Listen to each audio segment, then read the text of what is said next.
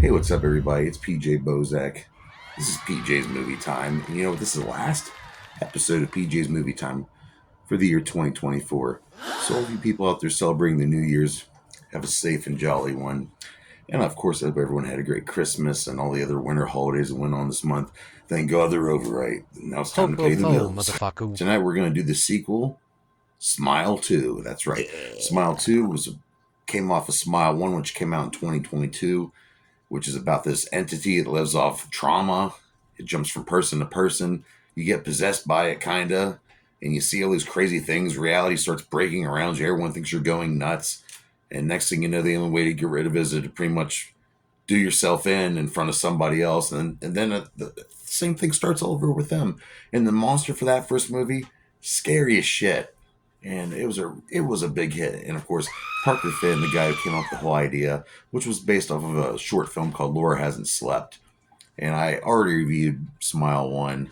It was a big hit. But they made a Smile 2, which came out in 2024. This movie is from Paramount Pictures. It's like I said, and it made a lot of money. It really did. It is written also by Parker Finn, and the way this movie did so well, I see a part 3 coming. So if you're a big fan of this Smile franchise, get ready for more. Hopefully they can hit it out of the park with the third one. Okay, this budget, they were given $28 million to make this. And the box office was $138 million, which is a lot of money. And I bought it on digital as soon as it came out. My kid loves it. She loves part 1. And I kind of want to see a part 3.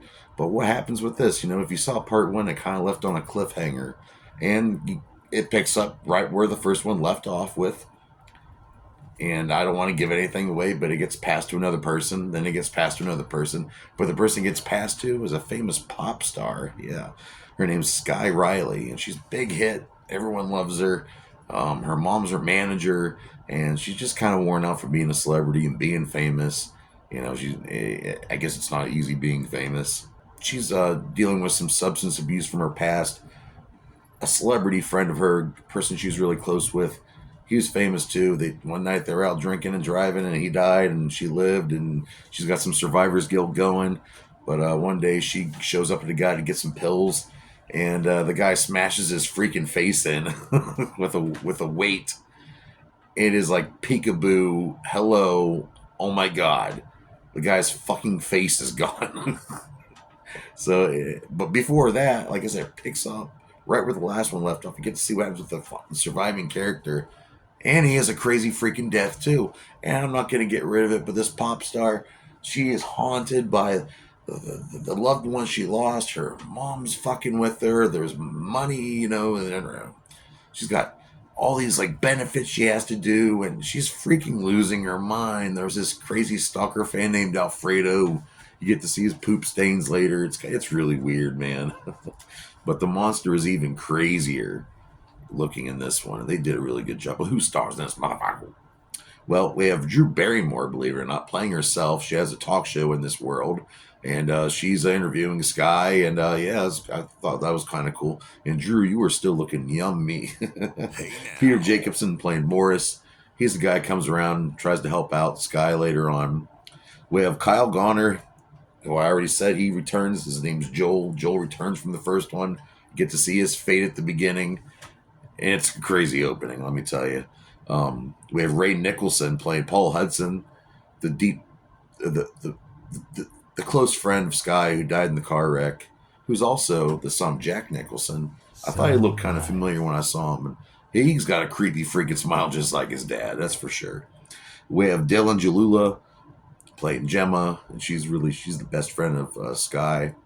Then we have Rosemary DeWitt playing Elizabeth Riley.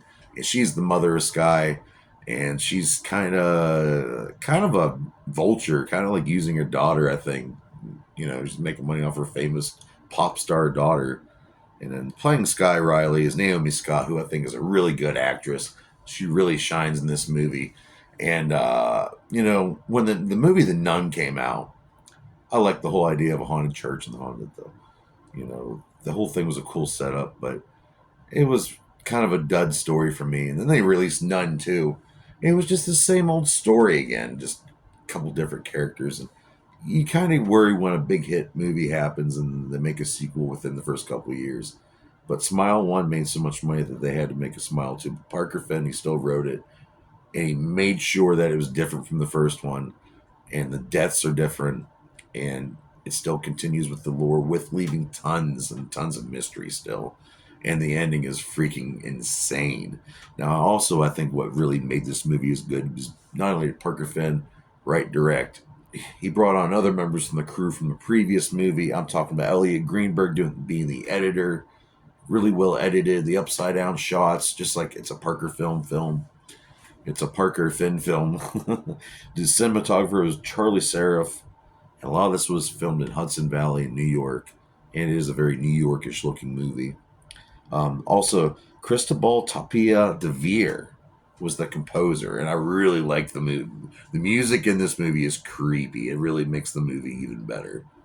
And we have Jeremy Sellenfriend doing the makeup, and he was told that he needed up the ante this time to make this monster even freaking scarier, and it is. And there's also different. Of course, this monster takes different forms while you're underneath its spell. It can look like a little girl or a creepy guy named Alfredo, like your mom, your doctor, your best friend.